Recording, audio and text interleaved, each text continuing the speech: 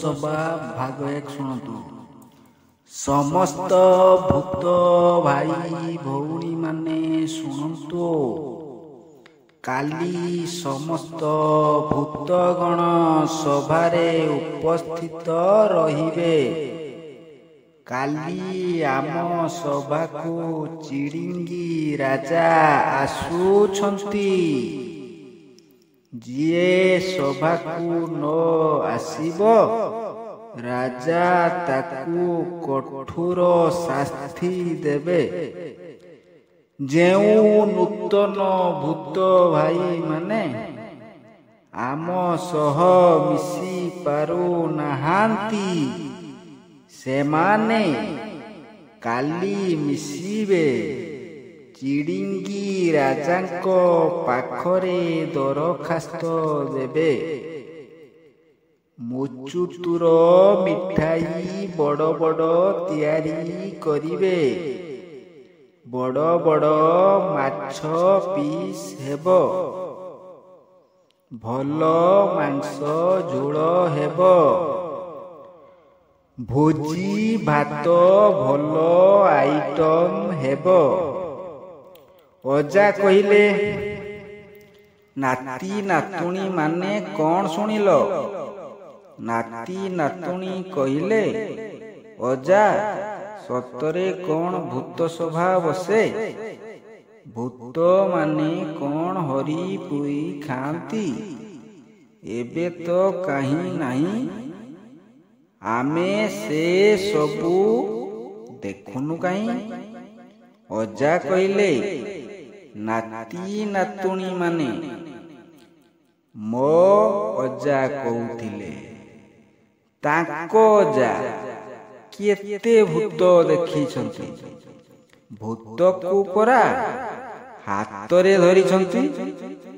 ଅଜା କଥା ଶୁଣି ନାତି ନାତୁଣୀ ମାନେ କହିଲେ, ଅଜା ଆମକୁ ଗୋଟିଏ ଭୂତ ବିଷୟରେ ଗପ କୁହନ୍ତୁ, ଯାହା ତୁମ ଅଜାର ଅଜା ଦେଖିଛନ୍ତି। ଅଜା କହିଲେ, କହୁଛି ଶୁଣ। ଚିଡ଼ିଙ୍ଗି ରାଜାଙ୍କ ପାଖକୁ ଦରଖାସ୍ତ ଗଲା ଠାରୁ ଚିଡ଼ିଙ୍ଗି ରାଜା ଭୂତମାନଙ୍କୁ ଚିଡ଼ିଙ୍ଗି ରାଜ୍ୟକୁ ନେଇ ଯାଉଛନ୍ତି। ସେ ବିଷୟରେ ଯେଉଁ ଗପ ଅଛି ମୁଁ ଆଉ ଦିନେ କହିବି। ଭୂତ ସଭାକୁ ଯାଇ ଗୁଣିଆର କ'ଣ ହେଲା ସେ ବିଷୟରେ ସୁନ୍ଦର ଗପଟିଏ ଅଛି, ଶୁଣ। ମୋ ଅଜାର ଅଜା ବଡ଼ ଗୁଣିଆ ଥାନ୍ତି। ସେ ଓ ତାଙ୍କ ଭାଇ ବଳଦ କିଣିବା ପାଇଁ ଅଳାଡ଼ିଆରୁ ବାହାରି ଖୁଣ୍ଟା ଗଲେ। ମୟୂରଭଞ୍ଜ ଜିଲ୍ଲାରେ ଖୁଣ୍ଟା ହାଟ ପଡ଼େ। ଖୁଣ୍ଟା ହାଟରୁ ବଳଦ ଧରି ଫେରୁଥିବା ବେଳେ ରାତ୍ରି ହୋଇଗଲା। ସେତେବେଳେ ରାସ୍ତାଘାଟ ଭଲ ନଥାଏ କି ବିଜୁଳି ଆଲୁଅ ନଥାଏ। ଜଙ୍ଗଲ ଭରା ରାସ୍ତାରେ ଆସିବାକୁ ତାଙ୍କୁ ଡର ଲାଗିଲା। ତେଣୁ ସେମାନେ କୌଣସି ଲୋକଙ୍କର ଘର ଖୋଜିବାକୁ ଲାଗିଲେ, କାହିଁକି ବହୁତ ଭୟ ହେଉଥାଏ। ମୟୂରଭଞ୍ଜ ଜିଲ୍ଲା କିଛି ଦୂର ଆସିଗଲା ପରେ ଆଲୁଅ ଦେଖାଗଲା। ସେମାନେ ଭାବିଲେ, ଯେଉଁ ଆଲୁଅ ଦେଖାଯାଉଛି ତାହା ନିଶ୍ଚିତ କାହାରି ଘର ହୋଇଥିବ। ତେଣୁ ସେମାନେ ସେଠାକୁ ଯିବାକୁ ଲାଗିଲେ। ତାଙ୍କୁ ଦେଖି ଭୂତମାନେ ଡାକିଲେ, ଭାଇମାନେ ଏଠାକୁ ଆସନ୍ତୁ, ଭଲ ଭୋଜି ଭାତ ହୋଇଛି, ଆପଣମାନେ ଖାଇକରି ଯାଆନ୍ତୁ। ବଡ଼ ଭାଇ ବଡ଼ ଗୁଣିଆ ଥିଲା। ସେ ତାର ସାନ ଭାଇକୁ କହିଲା, ଛୁଟୁ ଏଠାକୁ ଆସି ଆମେ ବହୁତ ଫସିଗଲେ। ଏହା କାହାରି ଘର ନୁହେଁ, ଏହା ଭୂତ କୋଠି। ଏଠାରେ ଭୂତମାନଙ୍କର ସଭା ବସିଛି।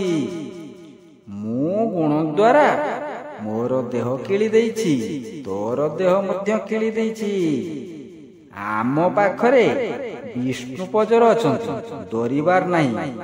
ବଳଦ ଦୁଇଟିକୁ ଆମକୁ ଏହି ଗଛ ଦୁଇଟିରେ ବାନ୍ଧିବାକୁ ପଡ଼ିବ। ଯଦି ଆମେ ବଳଦ ନେବୁ ତେବେ ଭୂତମାନେ ରାଗିବେ, ବହୁତ ଅସୁବିଧାରେ ଆମକୁ ପକେଇ ପାରନ୍ତି। ତେଣୁ ଭୂତମାନଙ୍କୁ ରଗେଇଲେ ହୁଏତ ଆମର ଜୀବନ ବି ଯାଇପାରେ। ତେଣୁ ବଳଦକୁ ବାନ୍ଧି ତାଙ୍କ ପାଖକୁ ଯିବା। ସେମାନେ ନ ରାଗିଲେ କିଛି ନାହିଁ। ମୁଁ ତ ଗୁଣି, ତୋର ଡରିବାର ନାହିଁ, ନ ଡରି ଆଗକୁ ଯା। ସେମାନେ ଆଗକୁ ଚାଲିଲେ।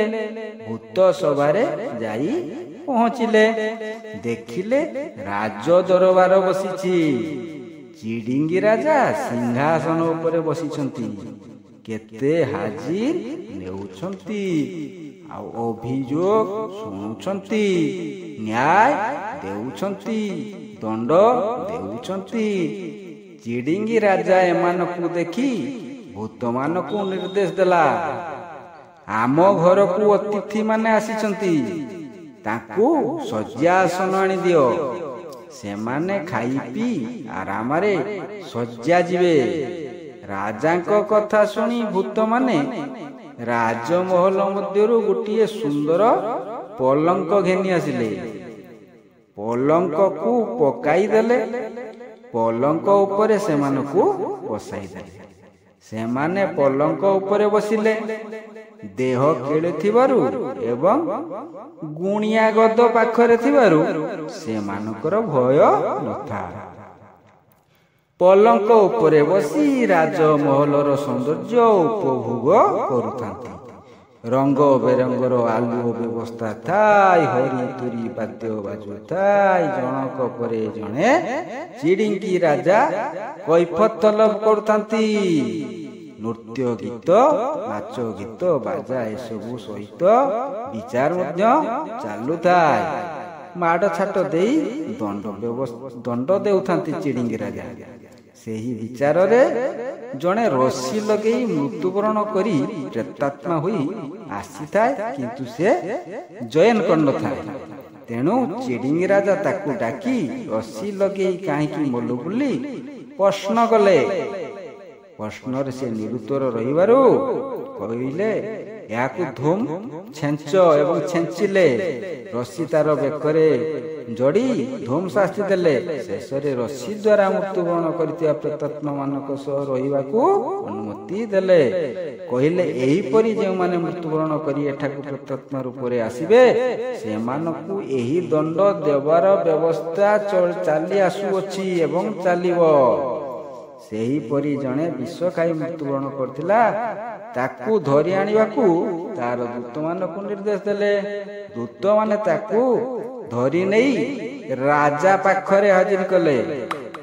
ରାଜା ତାକୁ ଧୁମ ଛେଚିବାକୁ ଦୂତମାନଙ୍କୁ ନିର୍ଦ୍ଦେଶ ଦେଲେ ଏବଂ ଦୂତମାନେ କଣ କଲେ, ଲୁହା ଛଡ଼କୁ ତତେଇ ଆଣିଲେ। ନାଲି ନାଲି ହୋଇ ମାନେ ଦହ ଦହ ଜଳୁଥାଏ।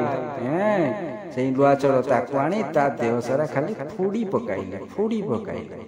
ଶେଷରେ ବିଷ ଖାଇ ମରିଥିବା ପ୍ରେତାତ୍ମାକୁ ବିଷ ଖାଇ ମରିଥିବା ପ୍ରେତାତ୍ମାଙ୍କ ସହିତ ମିଶି ରହିବାକୁ ଅନୁମତି ଦେଲେ। ଏହିପରି ବିଚାର କାର୍ଯ୍ୟ ଚାଲୁଥାଏ। ଗୁଣିଆ ଦୁଇ ଭାଇଙ୍କ ପାଇଁ ଖାଦ୍ୟ ଆସିଲା।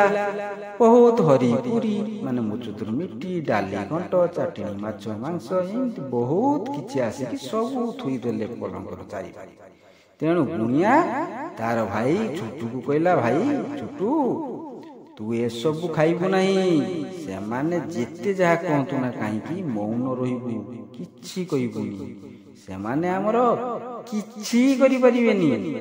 ଆମେ ଦେହ କିଳି ବସିଛୁ ବୋଲି ଚିଡ଼ିଙ୍ଗି ରାଜା ଜାଣି ସାରିଛନ୍ତି। ଭୂତମାନେ ସେମାନଙ୍କୁ ଖାଇବାକୁ ଯେତେ କହିଲେ ବି ସେମାନେ ଖାଇଲେ ନାହିଁ। ଧୀରେ ଧୀରେ ରାତି ପାଇବାକୁ ଲାଗିଲା, ସମୟ ବଢିଲା। ରାତି ଯେତେ ଯେତେ ପାଇବାକୁ ଲାଗିଲା, ସେତେବେଳେ ଚିଡ଼ିଙ୍ଗି ରାଜା ପଳେଇ ଗଲେ। ତାଙ୍କୁ ବିଦାୟ ସମ୍ବର୍ଦ୍ଧନା ଭଲ ଭାବରେ ଦେଲେ। ତାପରେ କଣ ହେଲା ନା, ଭୂତ ମାନଙ୍କର ସଂଖ୍ୟା ଧୀରେ ଧୀରେ କମିବାକୁ ଲାଗିଲା। ଗହଳି କମିଗଲା, କାହିଁକି ନା ଚିଡ଼ିଙ୍ଗି ରାଜା ପଳେଇ ଯାଇଛନ୍ତି। ଭୂତ ମାନଙ୍କର ଆଉ ଦେଖା ମିଳୁନଥାଏ। ରାତି ଧୀରେ ଧୀରେ ପାହିବାକୁ ଆସିଲା। ପୂର୍ବ ଦିଗରୁ ଧୂଆ ହେବାକୁ ଲାଗିଲା। ସକାଳରେ ଦୁଇ ଭାଇ ମାନେ ଦେଖିଲେ ଠା ଠା ଖାଲି ମୁର୍ଦାର, ଯେଉଁଥିରେ ପଲଙ୍କ ଭାବି ବସିଥିଲେ ସେଇଟା ପଲଙ୍କ ନଥିଲା, ତାହା ଥିଲା ଗୋଟେ ବଡ଼ ମୁର୍ଦାର କାଠ। ଏବଂ ଯେଉଁ ସବୁ ଆଲୁଅ ଜଳୁଥିଲା, ଯାହା ସବୁ ଖାଦ୍ୟ ସାମଗ୍ରୀ ଆସୁଥିଲା, ସେ ସବୁ ସେଇ ମୁର୍ଦାର ସାମଗ୍ରୀ। ସେଇ ମୁର୍ଦାର ସାମଗ୍ରୀକୁ ରାତିରେ ଏଭଳି ଦିଶୁଥିଲା ଯେଭଳି ଭୂତମାନେ ଦିଶୁଥିଲେ। ଭୂତମାନଙ୍କ ମାୟାଜାଲରେ ଏଇ ସବୁ ଲାଗୁଥିଲା। ସକାଳ ହେଲା ପରେ ଦୁଇ ଭାଇ ଦେଖିଲେ ଯେ ଏହି ସବୁ ମାନେ ସତ୍ୟ ଘଟଣା, ମାନେ ମୁର୍ଦାର ବଣରେ ସେମାନେ ପଶି ଯାଇଥିଲେ। ଏବଂ ବଳଦକୁ ଧରି ସେମାନେ ଘରକୁ ଫେରିଲେ। ଅଜା କହିଲେ, ଶୁଣିଲ, ରବୀନ୍ଦ୍ର କୁଲ୍ହାନୀଙ୍କ ରଚନାରୁ ଏହି ଗପଟି ଥିଲା। ଏହିପରି ଗପ ଶୁଣିବାକୁ ଚାହୁଁଥିଲେ ଏହି ଚ୍ୟାନେଲକୁ ସବସ୍କ୍ରାଇବ କରନ୍ତୁ। ଆପଣଙ୍କ ପାଖରେ ପ୍ରଥମେ ପହଞ୍ଚିବ ଏହି ଭୂତ ଉପରେ। ଏହା ଥିଲା ପ୍ରଥମ ଭାଗ। ଏହିପରି ଭାଗ ଭାଗ ଗପ ଯିବ। ଜୟ ଜଗନ୍ନାଥ।